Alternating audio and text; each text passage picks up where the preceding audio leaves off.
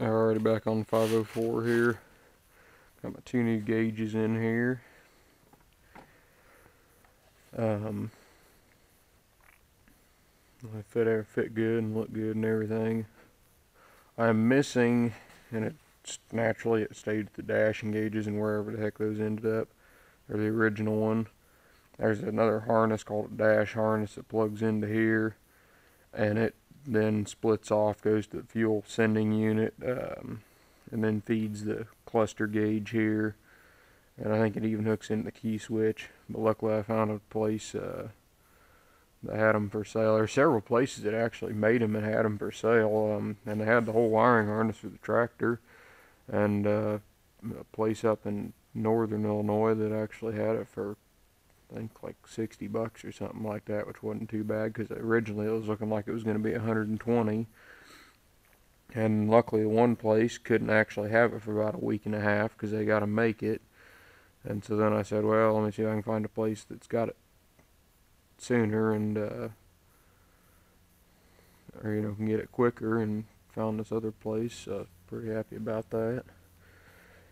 Got the capillary tube hooked up for the temperature gauge there, kind of runs down and through. That was one thing they said on this. That gauge, they made it to fit like a 706 also, or something like that. I can't remember what model it was, but the capillary tube might be longer on than needed on the 504, so just curl it up and it'll be fine. But I was going to go over a little bit of wiring stuff here. Kind of when you're laying these wiring harnesses out, they're not as hard as they seem to be. If you just know some basic electrical stuff on how it's supposed to work. And like this has been on the tractor for years and years and years, and they generally don't want to run wires close to the exhaust system, and so you just know that there's not going to be any wires on this side of the engine except for the generator wires, and they actually bring that around the other side and over the top and hook it into here. I always start with the obvious stuff first.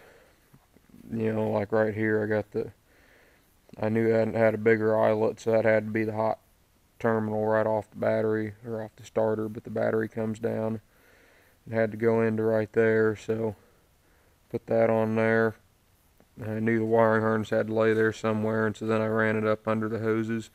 And after laying on there 50-some years, there was a pretty good bend. It was sharper than this right here, and so I knew it kind of wrapped around the engine like that, and there was that clamp,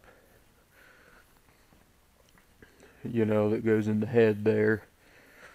So that kind of gets you at least pointing in the right direction, and then you're not trying to figure out which wires go where, because once they get laid out, I don't know if I can get the dang thing started. Come on.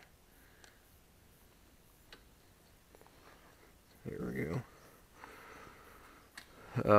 Once you lay it out, you can kind of figure out where stuff goes to, because just how far up it reaches and whatnot. These two run on over to the generator. They have these, I can't read what this one says, but this one says yellow output, I think is what it says. Yeah, obviously it's the yellow wire, but it goes onto the field, because that's the output post on the generator over here. It goes onto the field, and then that yellow wire actually runs all the way back up through the harness, and it hooks into the field spot on the voltage regulator, and it's marked F right there. And then you got the generator post, and then the battery is the red, and then it's actually marked field there also on the generator, and the other one's A. I can't remember what that's for, but it could be the ground post. But so that's a little bit of a wiring overview here, and once you kind of just know a few basic principles on how stuff's supposed to work, it's pretty easy to hook wiring harnesses back up. Some of the newer stuff's more confusing, but they also got it set up where there's different types of plugs and everything, and you're not really going to mess that up, unless you're really trying. It's still pretty easy, because things, if you can figure out, the wiring harness starts here, and you got two of the same plugs, but the one wire might stop right here and the next one's up here, you know this one sure ain't gonna go here because that one sure ain't gonna reach up here. So it's pretty easy to get figured out. I did find a wiring diagram on the internet after I looked a while. Actually, it was kind of buried in the Case IH parts book, so that was kind of nice. But already been a week or so since I did a video, or made that first part of the video. Actually been about a week and a half. Got my wiring harness in the mail the other day. Looks really good actually. I think it'll all match up just right, and it obviously plugged in there. Got some new little light sockets to go here with light bulbs for the oil and amp lights. My throttle linkage also came in the mail the other day. Everything I was missing that left with the dash, that looks alright. And there's the new grill. That wasn't cheap, but it was about the best option I had. And it doesn't look too bad for coming out of a salvage yard. And you guys looking for IH tractor parts, you have to check out JP's Tractor Salvage, I think it is. It's in Frederickstown, Missouri. They got some pretty good on prices, it seems like, and they've had everything I needed for this tractor, so, and they're real fast in getting it out too. If they don't have it pulled, they have it pulled within several hours of when you call. So yeah, if you're looking for IH tractor parts, I'd check them out. But I gotta do a little more thinking here. The stupid website's not working on the for the wiring diagram, but we'll figure it out. Alrighty, we're getting dang close getting this thing ready to run.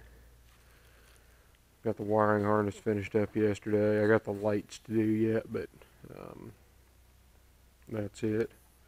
I'm going to explain something that stumped me here for a little while. When you start on a ignition coil and whatnot, you need 12 volts. But then once it starts, so you don't burn up the points, they have a resistor in there to step it down to 9, or it just depends. They drop the voltage down on it. So it kind of stumped me for a while. You got this hot wire that comes down off the push button right here, this orange one, to start the tractor, or to move the solenoid to start cranking. And then when it does that, it also energizes this white wire, which comes over here, and it runs right here. It feeds 12 volts right onto the positive side of the coil. Well, I couldn't figure out why it had these two posts, and then and Dad, we were both sitting here looking at it, and I finally realized, because this is a keyed 12 volt wire here that comes down off the key switch. When you kill this 12 volts, it shuts the engine off. So what happens is, when you're cranking, this wire is feeding 12 volts into the resistor, but that's not doing anything because it's also got 12 volt positive here, and it's feeding 12 volts right onto this, right on the positive side of the coil. So what happens then, when you let off the push button start, it's not feeding 12 volts through here anymore. This wire is just dead, and then it's feeding 12 volts through here, and it's going through the resistor, and it feeds it down, and it actually back feeds this wire here and runs down to 12 volts on this side. So it's feeding 12 volts here, but it's not going anywhere, because when you let off the starter solenoid, this wire doesn't go to anything then on that, down on the starter. So it's got 12 volts coming through this wire, going through the resistor, down into the positive side of the coil. And that's kind of stumped us for a little while, but we got that figured out. Got the light wire, got the choke cable hooked up, and I was setting up the governor here. I was going to kind of show you what we're doing here. You got to really take time to set these governors up right, just to get the maximum efficiency out of the engine. They just run best. First thing you do, you open the throttle up all the way to where this arm, it's like running the governor, to where if you're under full load, that governor is wide open, putting as much power out as it possibly can. And then So you adjust this little turnbuckle here, so that this rod going back to the carburetor, you hold the carburetor all the way open where it's running full throttle, and then you adjust that turnbuckle to where this rod can just slip in and out of here freely when the carburetor is wide open. So I got that done, and I'll slip the cotter keys in it, and that part of the governor is done. I already got the cotter keys on that and on that side, and then everything else I got to do once the tractor's running to check the high idle speed and whatnot. And you set that, I think, by that bolt there, and then there's the bump stop screw on the bottom to keep the governor from surging too much. I put this back on to hold the dash in place so that I could get this thing on here.